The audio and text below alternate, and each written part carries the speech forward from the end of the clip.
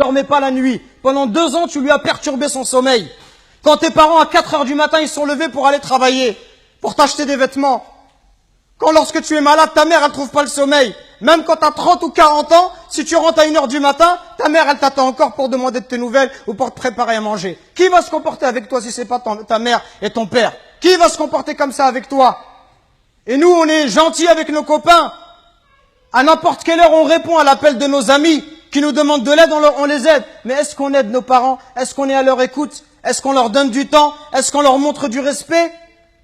Les anciens, ils disaient, Zayd al-Abidin, le petit-fils de Ali ibn Abi Talib, il disait, on lui disait, toi, t'es quelqu'un de très bon avec tes parents, pourquoi tu manges jamais avec ta mère? Il dit, parce que j'ai peur, si ma mère, elle voit dans l'assiette quelque chose qu'elle a envie de prendre, et si je le prends avant elle, j'ai peur qu'Allah, il compte cela comme la désobéissance. Et il disait rien d'étonnant à cela. Il disait, ceux qui ont vécu avant nous, ils considéraient comme un manque de respect envers les parents que d'habiter au premier étage et que de laisser habiter les parents au rez-de-chaussée. Regardez jusqu'où ça allait. Allahu Akbar.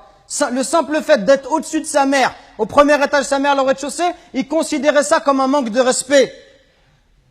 Et d'autres chez les Sahaba, ils disaient, quand il y avait un scorpion qui est rentré dans un trou, il a mis sa main et il s'est fait piquer. On lui dit, pourquoi tu mets ta main alors qu'il y a un scorpion? Il dit, parce que j'ai peur que ce scorpion il sorte et qu'il ne pique ma mère. Regardez le respect. Et regardez aujourd'hui l'attitude des enfants envers les parents. Regardez ne serait-ce que le regard, les yeux.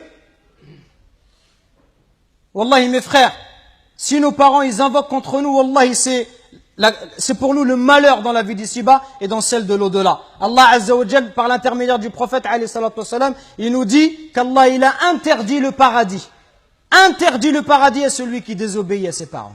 Donc attention mes frères, à ne pas causer du tort à nos parents, à ne pas leur manquer de respect, mais soyons plutôt à leur écoute, soyons plutôt bons, miséricordieux pour eux. Et ceux qui doivent le plus profiter de notre générosité, de notre douceur, notre bonté, notre bon comportement, les premiers à profiter de cela, ça doit être nos parents. Parce que viendra un jour où ils vont partir, et le jour où ils vont partir, tu vas regretter. Et tu vas dire, ah, si je pouvais encore faire du khair à mon père, si je pouvais encore faire du khair à ma mère.